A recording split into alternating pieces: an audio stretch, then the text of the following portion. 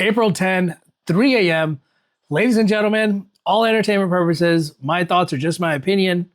Verify all info on your own. Okay.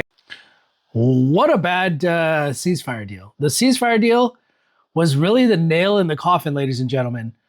Everybody is celebrating. By the way, why I don't understand our stock market. You would think, anyways, why is it's doing good? Doesn't make sense. Nail in the coffin because, okay, several reasons. The ceasefire happened. Iran didn't even show up to the negotiations. Iran's like, we're not going to show up for liars. And they're calling Trump, they're calling Netanyahu liars. They're like, there's no point. It's a waste of time. So Iran is pretty much, they did this in good faith, I think. They did this because of their relationship with Pakistan. And they said, fine, you know what? We'll give this a chance. I made a video a few weeks ago saying how the U.S., Iran was done with the negotiations. However, they still kept their communication lines open, right? So that's what I think that meant. Now, Iran is pretty much like done. Why?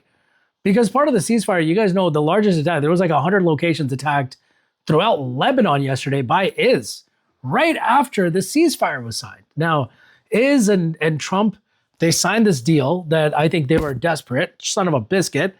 They were desperate for this deal to be done, right? To like, let's get a ceasefire. Why? Because I think they wanted a pause. The UK, some dude in the UK basically said that they're going to be sending like thousands of interceptors over to the Middle East, right? To the Gulf countries and whoever. But I think yesterday, my video I made on April 9, it says that, basically the soldiers, Trump wants to get the soldiers in. It was a time to retool, to regroup, all that stuff, right? So I really think that that's what the ceasefire was for. However, now I think, now they're also saying that Lebanon was not involved. Pakistan was like, they're lying. We have the receipts. Here's our statement. Many say that the U.S. even edited the statement for Pakistan because they posted it and then they edited it, which was kind of fascinating. But anyways, so Lebanon wasn't involved, but it was. Now, Israel's going crazy because again, right, like I've been talking about, they have their own objective. They have their own plan, right? The red heifers, all that stuff. And then on the other side, you have the U.S. that's like, dude, we need to maintain number one. Now, in life, it's hard to get to the number one spot, but it's harder to maintain, okay? Now, if any of you guys, anyways, the U.S. just wants to keep control, and that control is slipping away. The walls have closed.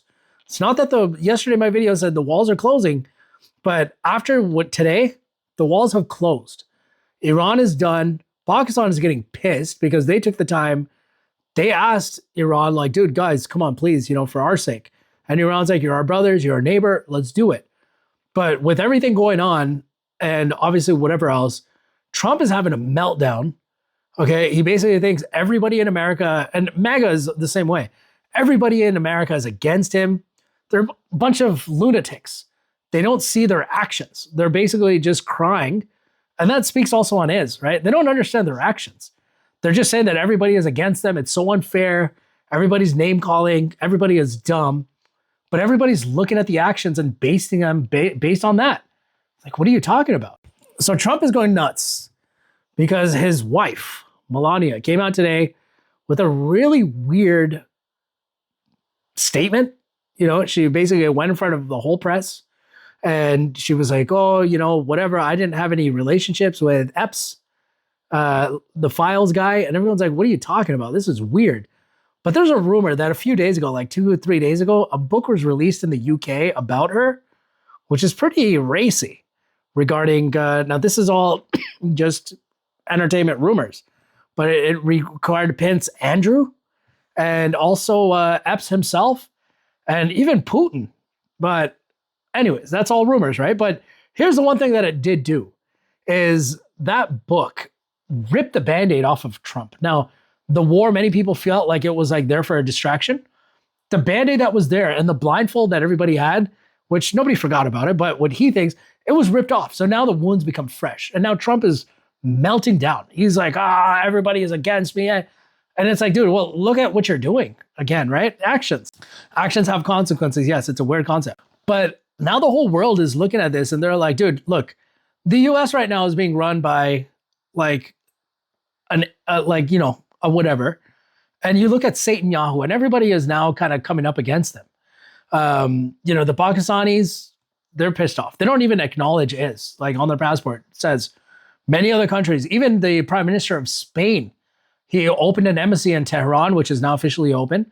And publicly, he basically said that Netanyahu is a criminal and a lunatic kind of thing.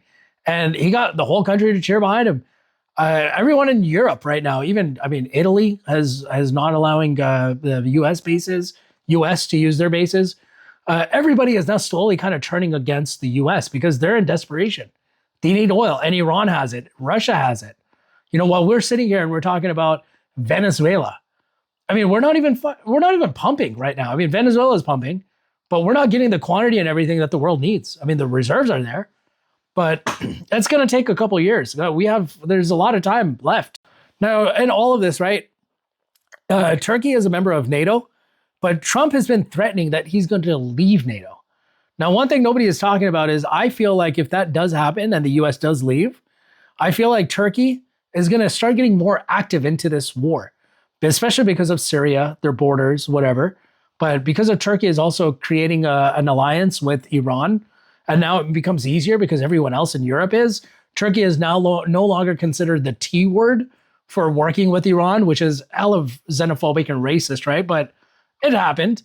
So I think now it kind of opens up the door where Turkey is going to start getting a little bit more involved because the US will potentially no longer be a NATO member. Now, all of the decisions that Trump is making, 1,000% emotional, thinking he's the king of the world. And Putin even said that, look, there's no way that there's going to be one leader of the world when you have Russia, China, and Iran. It's not happening. But Trump is like, well, it is. It is because I look the way I look and I have blonde hair. And everyone in the world is like, go fuck yourself, buddy. So it's a tough thing. It's really a tough position for America. And what our future holds is I do feel like America will distance itself from is. Yeah, say whatever you want. But I do feel like give it 2 years, 3 years, actually. I'll say 3 years. Within the next 3 years, okay, during Trump's term, I feel like Trump and is will have a fallout. And I do feel like America will have a fallout from is. It's going to happen. Mark my words.